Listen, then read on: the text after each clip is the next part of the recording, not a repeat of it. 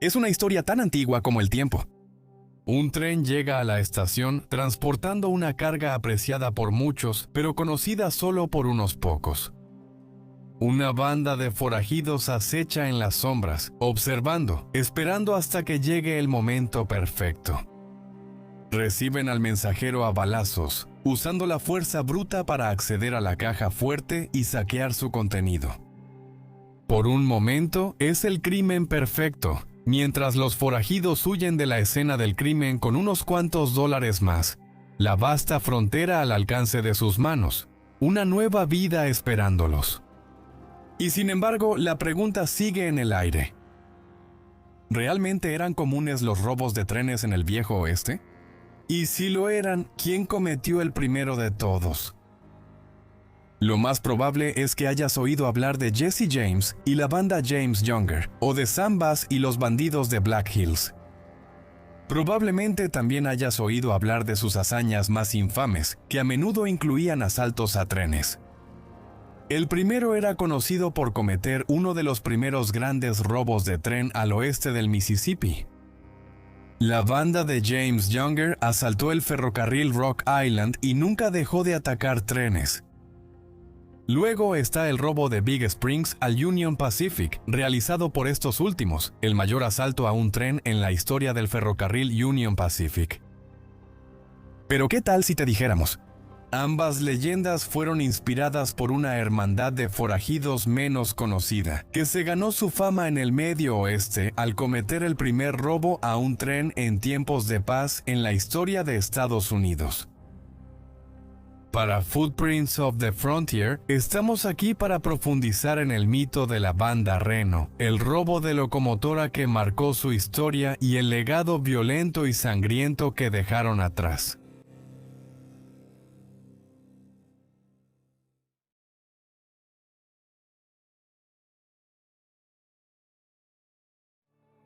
La historia extendida de la banda Reno comienza en 1813 cuando el patriarca de la familia, James Reno, trasladó a su familia desde el área del Salt River en Kentucky al condado de Jackson, Indiana. La familia encontró una parcela de tierra agrícola que eventualmente se establecería como Old Rockford, justo al norte de lo que hoy es Seymour, Indiana. James Reno y su familia fueron los primeros colonos en esa tierra y se convertirían en figuras clave tanto en el viejo como en el nuevo Rockford durante generaciones.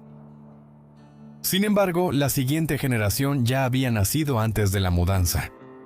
Wilkinson Reno, el hijo de James y Ann, nació el 4 de marzo de 1802 y acompañó a la familia al condado de Jackson. Wilkinson vivió una vida promedio como niño, adolescente y eventualmente como joven en la zona rural de Indiana. Para 1835, Wilkinson conoció y se casó con Julia Ann Freyhafer.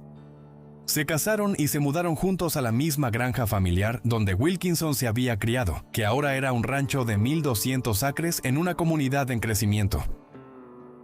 No pasó mucho tiempo para que la familia Reno creciera y llegaran nuevas generaciones. En 1837 nació Frank Reno y al año siguiente, en 1838, nació John Reno.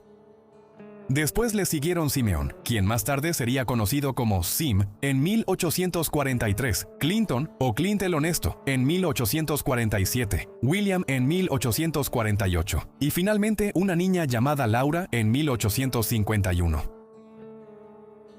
Clint el Honesto y Laura Reno eran demasiado jóvenes, y en el caso de Laura ni siquiera había nacido cuando los hermanos mayores Reno empezaron a meterse en problemas. Eso empezó desde muy temprana edad, y la rigidez de la familia tampoco ayudó mucho. Los hijos Reno fueron criados en un hogar muy estricto, con ambos padres imponiendo enseñanzas metodistas estrictas y una larga lista de reglas. Cada domingo, los niños eran obligados a quedarse dentro de la casa y leer versículos de la Biblia desde el anochecer hasta el amanecer. Tenían que asistir a la escuela bíblica y presentarse en público conformándose al estilo de vida agrícola estricto y conservador que era popular entre las familias en esa época. Como resultado, las verdaderas travesuras delictivas comenzaron con Frank y John, quienes siendo jóvenes y aburridos, pero rebeldes, no tenían mucho mejor que hacer en las perezosas tardes de verano. Juan escribiría más tarde sobre las veces que él y su hermano mayor acampaban afuera de la granja familiar, justo donde el patio delantero daba al camino principal. Cada vez que un viajero desprevenido pasaba caminando o a caballo, ellos le ofrecían un breve descanso y un poco de entretenimiento.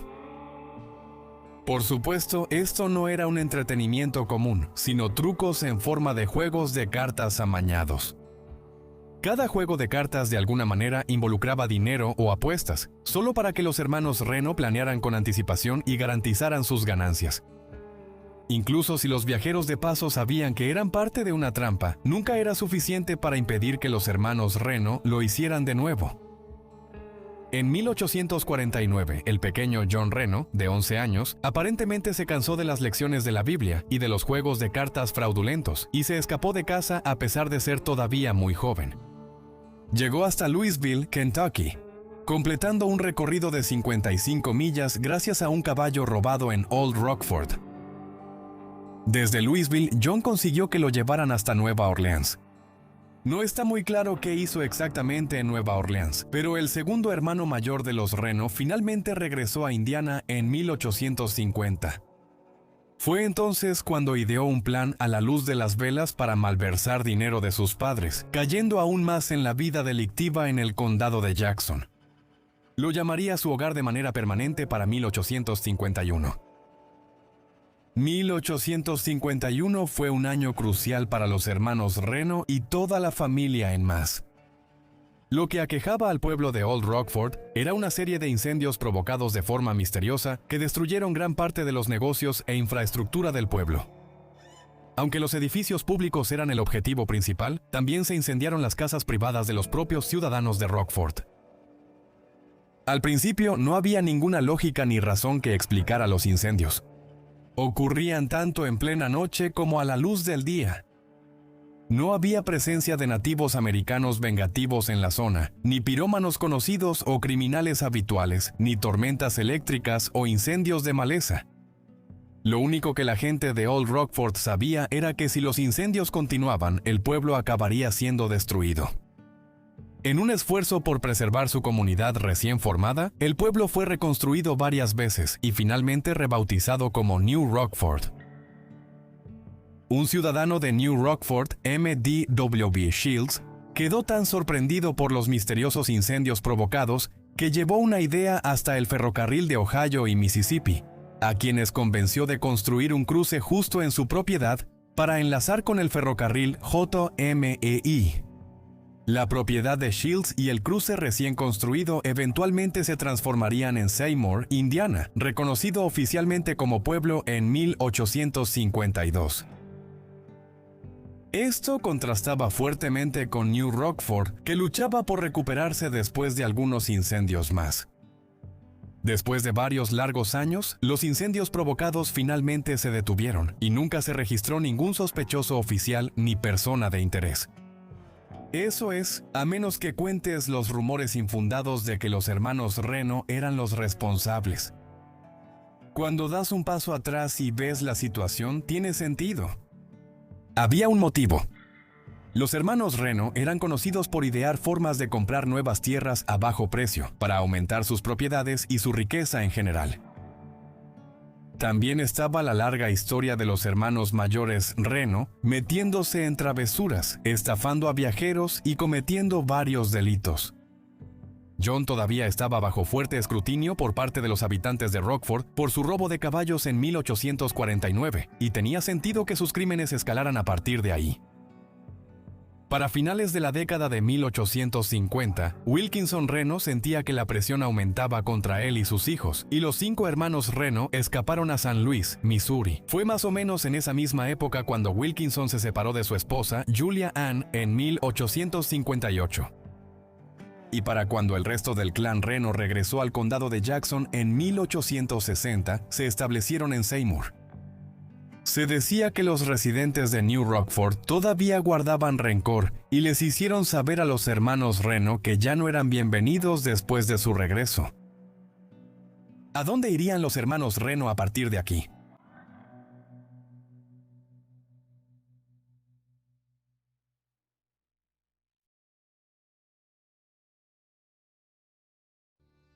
Afortunadamente para la gente de New Rockford y su creciente resentimiento, otro conflicto importante estaba comenzando no muy lejos del condado de Jackson, Indiana.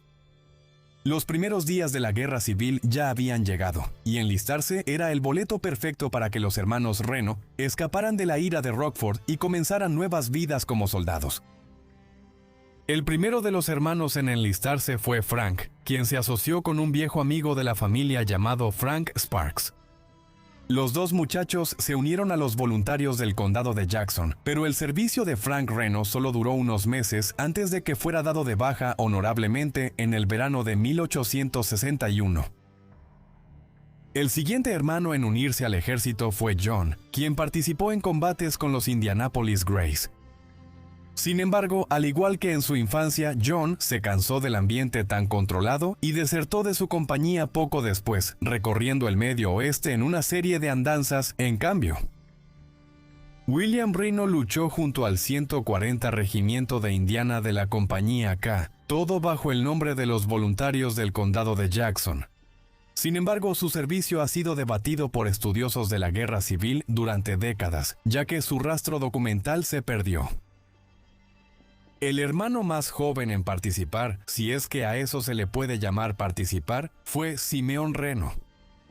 Sim Reno tenía una personalidad astuta, muy parecida a la de sus dos hermanos mayores, y junto con Frank y John, descubrió una manera fácil de ganar dinero sin siquiera pisar el campo de batalla. El plan en cuestión se llamaba fraude con recompensas de alistamiento. El fraude con recompensas de alistamiento comenzó cuando alguien de un entorno rico o próspero era reclutado para el servicio, solo para luego contratar a otra persona para que fuera en su lugar.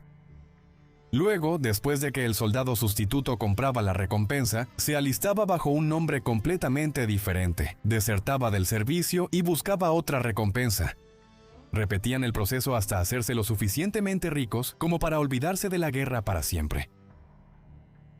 Frank, John y Sim Reno estuvieron cometiendo fraudes con recompensas de alistamiento durante años, usando innumerables nombres y domicilios falsos para engañar a los reclutadores de la Unión y evitar tanto los peligros como la falta de control que implicaba el alistamiento. También ganaban dinero como intermediarios para conseguir sustitutos pagados, ayudando a la misma gente adinerada a encontrar sustitutos que fueran en su lugar y cobrando una comisión una vez que se compraba la recompensa. A pesar de las trampas que le hicieron al ejército de la Unión, todavía se desconoce dónde están las lealtades de la familia Reno en relación con la guerra civil. Su tierra natal en el sur de Indiana estaba dividida entre los demócratas norteños que querían la paz y los simpatizantes confederados sureños trasladados que exigían la rebelión. Es posible que los Reno no encajaran en ninguna de las dos categorías. Pero al final del día realmente no les importaba quién ganara la guerra. Porque a partir de ahí, lo único que realmente le importaba a la banda de Reno era hacerse ricos rápidamente. ¿Y qué mejor manera de hacerse ricos rápidamente que con el primer asalto a un TR en la historia del país?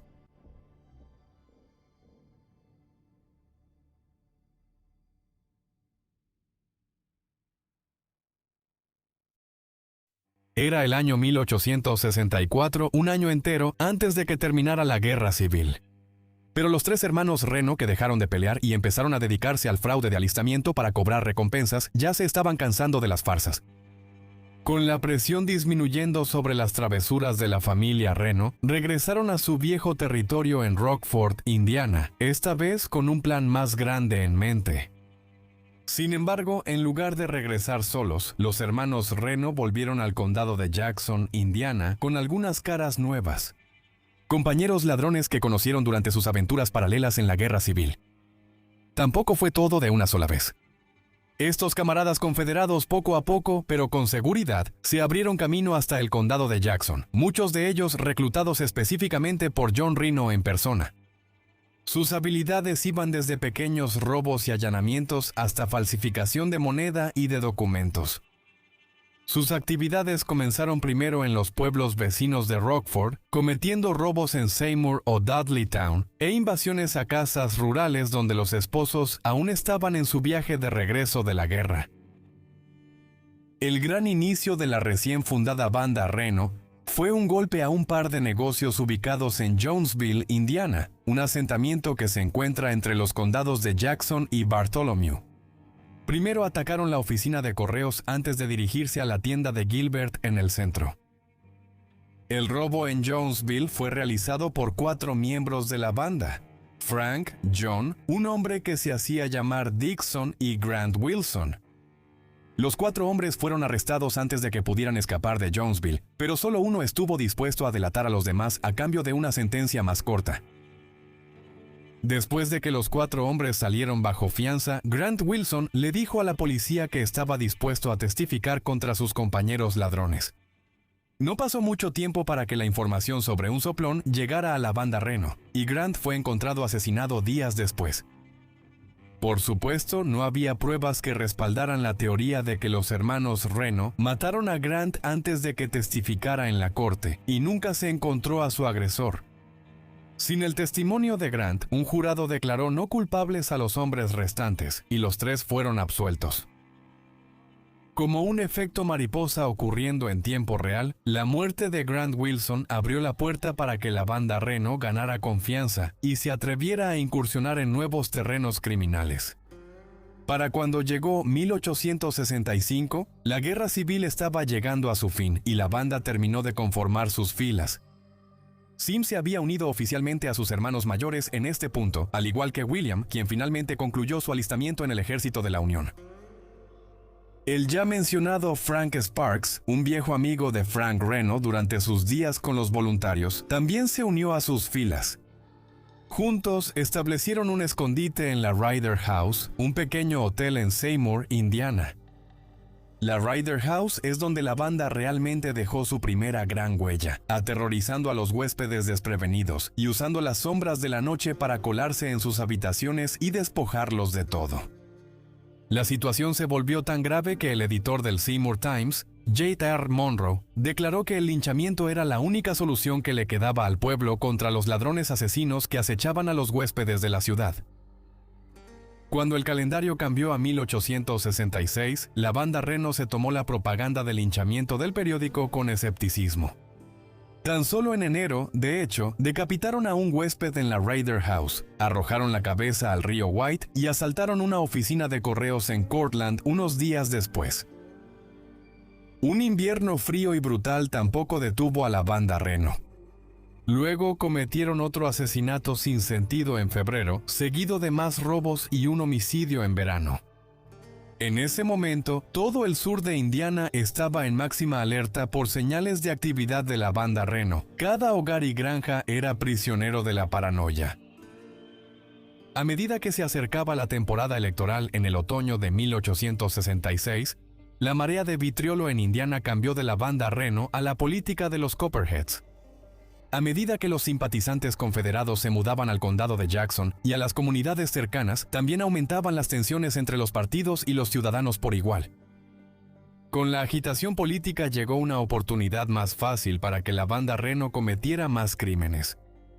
De hecho, tenían tanta libertad para desatar el caos que, para octubre de 1866, la banda Reno cometería el primer robo de tren en tiempos de paz en la historia de Estados Unidos.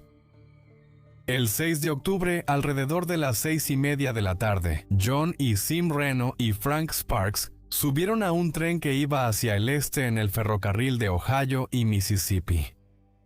Estaba a solo unas millas de la estación en Seymour y nadie a bordo esperaba ningún tipo de alboroto esa noche.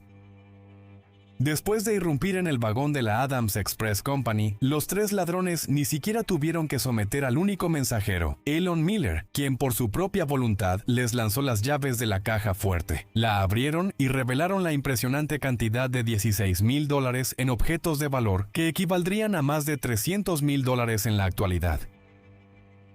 Después de vaciar la primera caja fuerte, la banda sacó una segunda caja fuerte, que según los rumores protegía otros $35,000 provenientes de San Luis, y la arrojaron por el borde del vagón expreso, donde el resto de la banda Reno los esperaba. Esta vez no pudieron abrir la puerta de la caja fuerte. Las autoridades locales pronto recibieron noticia del crimen, enviaron una partida de vigilantes y algunos ayudantes del sheriff para perseguir a la banda Reno. Cuando los aficionados resultaron ineficaces contra una banda experimentada de forajidos, la recompensa por los bandidos finalmente fue asignada nada menos que a Alan Pinkerton y la agencia de detectives Pinkerton, contratados por la Adams Express Company para recuperar el contenido robado de su caja fuerte. Se organizó un operativo encubierto tipo trampa dentro del vieja cantina en Seymour, justo al lado del punto de encuentro de la banda en la Raider House. Unas noches después del robo al tren, 3 de los bandidos, John, Sim y Frank Sparks, fueron engañados exitosamente por los detectives y capturados. El arresto solo fue posible gracias a George Kinney, un pasajero que proporcionó una declaración como testigo a los detectives y prometió que identificaría al menos a 2 de los miembros de la banda en la corte. Esta sería una mala decisión por parte del señor Kinney. Después de que los 3 hombres fueran liberados bajo fianza, George fue encontrado muerto a tiros. Esto, como era de esperarse, asustó a los pasajeros restantes, quienes se negaron a hablar con la policía, mucho menos a identificar a la banda, lo que prácticamente garantizó que los cargos serían retirados. Las consecuencias del robo al ferrocarril de Ohio y Mississippi, junto con una agresión y asesinato no relacionados de un residente del condado de Jackson en diciembre del 66, reavivaron esos viejos llamados a linchar a los cómplices de Reno, que aún no habían sido capturados. Aunque la banda no tuvo nada que ver con esos 2 crímenes de diciembre, la histeria que quedó después dejó poco optimismo en el sur de Indiana de que las autoridades locales pudieran hacer su trabajo correctamente y mantener las calles seguras de nuevo. Estas emociones impulsivas se confirmaron en marzo de 1867, cuando 2 de los hombres arrestados por el asesinato de diciembre fueron secuestrados por una turba de 250 residentes y linchados de un árbol en Brownstown, Indiana. A partir de aquí, un nuevo grupo de vigilantes llamados el Comité de Vigilancia del Sur de Indiana, o la Sociedad de la Máscara Escarlata, llegó al poder. Actuaban como vigilantes de la región, esperando a que los criminales atacaran. En la mayoría de los casos, los linchamientos habrían provocado un cambio en la actividad criminal del condado de Jackson, pero por supuesto la banda de Rhee no se inmutó. En noviembre de 1867, robaron el Palacio de Justicia en Gallatin, Missouri, una de sus primeras incursiones importantes al oeste de Indiana. La banda se llevó alrededor de $24,000 en bonos y efectivo, pero pagó un alto precio después. Unas semanas después, John Reno fue identificado sin lugar a dudas como uno de los ladrones y arrestado por 6 detectives de Pinkerton en la estación de tren de Seymour el 4 de diciembre. Un mes después, John finalmente se rindió, declarándose culpable el 18 de enero de 1868 en el mismo juzgado que saqueó. Fue sentenciado a 25 años de prisión y encadenado en la penitenciaría estatal de Missouri. Cumplió 10 años de su condena antes de ser liberado en febrero de 1878. En este punto, él era el único hermano sobreviviente de su antigua banda criminal, ya que el resto de la banda Reno no tuvo la misma suerte que él para evitar a la Sociedad de la Máscara Escarlata. Regresemos al invierno del 68, justo después de que John fuera encarcelado definitivamente. Los otros miembros de la banda recurrieron al hermano mayor de los Reno, Frank, en busca de orientación. Él no tenía intención de dejar la vida de forajido, y continuó cabalgando con la banda por la frontera occidental mientras buscaban su próximo objetivo. El resurgimiento de la banda los llevó hasta Iowa, donde lograron asaltar algunas oficinas del tesoro y robaron $50,000 en total. Su última parada en el estado Hawkeye los llevó a la casa de un forajido menos conocido llamado Michael Rogers. Rogers era muy buscado en el negocio de la casa de recompensas, y pronto la banda Reno volvió a estar en la mira de los detectives Pinkerton. En marzo de 1868, los forajidos fueron arrestados en Council Bluffs, Iowa, después de que los encontraron intentando quemar unos cuantos miles de dólares en la estufa de Rogers. Fueron enviados temporalmente a la cárcel del condado, pero esa pobre excusa de celda no pudo contenerlos. Cavaron agujeros en las paredes y se escaparon el 1 de abril. ¿Lo único que dejaron atrás? Una nota garabateada en la pared sobre el agujero con gis, un par de palabras que decían «tontos de abril». Por supuesto, esa burla solo traería mal karma a los verdaderos tontos del sur de Indiana. Unas semanas después, el 22 de mayo, la banda Reno decidió que estaban listos para planear otro robo de tren, esta vez apuntando al ferrocarril de Jefferson, Madison e Indianápolis en Marshfield. Esta vez tomaron un enfoque mucho más agresivo. Después de irrumpir en la estación, someter al maquinista y desacoplar la locomotora del resto del tren, asaltaron el vagón expreso. Una vez que el mensajero Thomas Harkins fue literalmente arrojado del tren y asesinado, la banda Reno se abrió paso a la fuerza hasta la caja fuerte, esta vez encontrando objetos de valor que sumaban $96,000 en monedas del siglo XIX. El robo al tren de Marshfield fue tan legendario que acaparó titulares nacionales en periódicos de todo el país, más allá del Medio Oeste y hasta la Gran Frontera. Le dio a la banda Reno una infamia instantánea. Su nombre se volvió sinónimo del crimen estadounidense. Sin embargo, los hermanos no tuvieron mucho tiempo para disfrutar de su momento en el centro de atención. Los Pinkerton estaban de nuevo pisándoles los talones. En su huida, Frank Reno escapó a Canadá, mientras que William y Sim se fueron a Indianápolis para mantenerse ocultos. Sin embargo, el aburrimiento pudo más que ellos, ya que retomaron viejos hábitos de juego y se gastaron el dinero de los robos a los trenes. Algunos otros miembros del grupo tampoco se adaptaron bien a estar escondidos e intentaron un tercer robo de tren el 9 de julio. Este intento les salió mal casi de inmediato, ya que algunos agentes de Pinkerton se enteraron del nuevo plan y esperaban pacientemente a bordo del tren cuando la banda se acercó a la puerta del vagón de pasajeros. Después de un breve tiroteo, casi todos lograron escapar, excepto un solo miembro de la banda llamado Volney Elliott. Elliott no tenía lealtad a los hermanos Reno como los demás y estaba dispuesto a dar nombres e identidades a los Pinkerton. Como resultado, arrestaron a otros 2 y 3 más fueron detenidos en la cárcel por cargos distintos. Aproximadamente una semana después, las cosas finalmente se vinieron abajo para la banda de los Reno. El 20 de julio de 1868, mientras 3 miembros capturados de la banda iban en el tren rumbo a la prisión, la locomotora fue detenida cerca de Seymour por nada menos que la Sociedad de la Máscara Escarlata. Los ya mencionados Volney Elliott, Theodore Clifton y Charles Roseberry fueron sacados a la fuerza y colgados de un árbol cercano. Unos días después, otro grupo de miembros de la Máscara Escarlata se aventuró hasta Illinois, donde recopilaron información sobre el escondite de 3 miembros más de la banda Reno. Esta vez fueron Henry Jarrell, John Moore y Frank Sparks, miembro veterano, quienes fueron perseguidos y llevados de regreso a Seymour, donde los 3 hombres fueron linchados en el mismo árbol que los demás. El sitio de estos linchamientos fue finalmente inmortalizado como Hangman Crossing, Indiana. Mientras tanto, en Canadá, Frank Reno y su asociado, Charlie Anderson, fueron descubiertos en Windsor, Ontario, un pequeño pueblo en la frontera canadiense. Ambos hombres fueron extraditados y trasladados a New Albany, Indiana, donde William y Sim Reno estaban detenidos después de que sus errores en el juego los delataran en Indianápolis.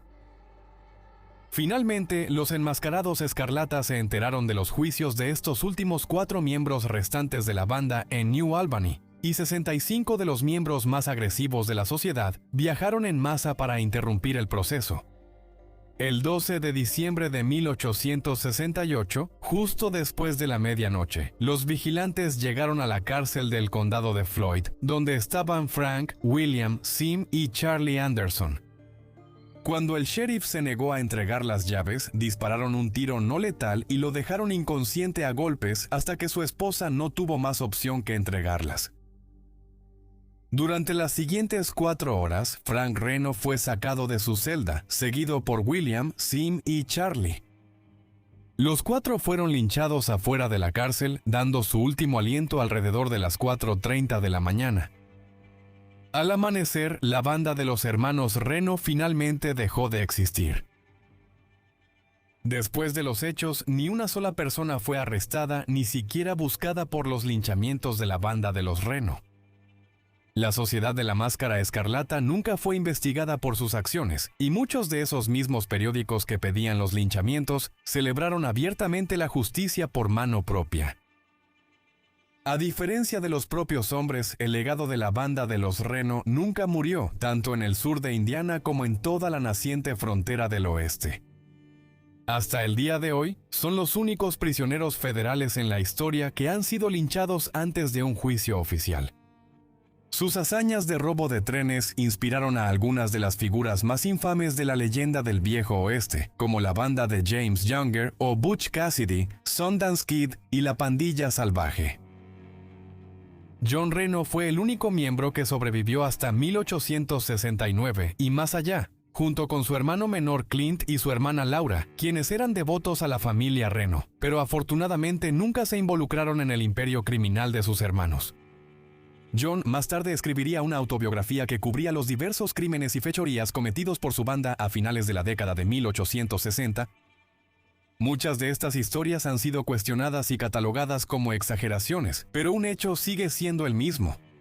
La banda de los hermanos Reno, también conocida como los Ladrones del Condado de Jackson, preparó el terreno para la hermandad de forajidos que arrasó la frontera durante los siguientes 50 años. Puede que hayan tenido un final prematuro y que sus riquezas robadas se hayan perdido en la historia. Pero tienes que admitirlo, nunca ha habido una banda de forajidos más influyente en la historia de los Estados Unidos. El escenario era suyo y el sur de Indiana pagó el precio máximo: robo, violencia y muerte, todo a manos de la banda Reno, los primeros asaltantes de trenes del viejo oeste. Para más historias emocionantes como estas, asegúrate de darle me gusta al video y suscribirte al canal para que nunca te pierdas otra edición de Footprints of the Frontier.